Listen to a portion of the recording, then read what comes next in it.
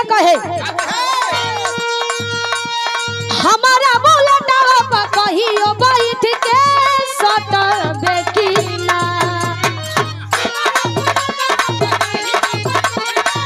सटबे की ना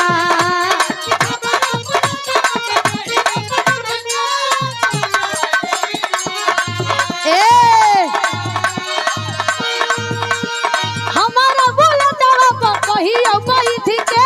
सटबे की ना बोल बोल रे पतर का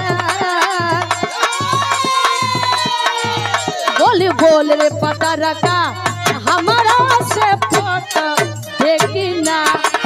बोल बोल रे पतर का ना पटबा हिम्मत नहीं करत हिम्मत गवाही नहीं खेदत ना अरे जाड़ा में सिपुल बनाती बता के छोड़ो।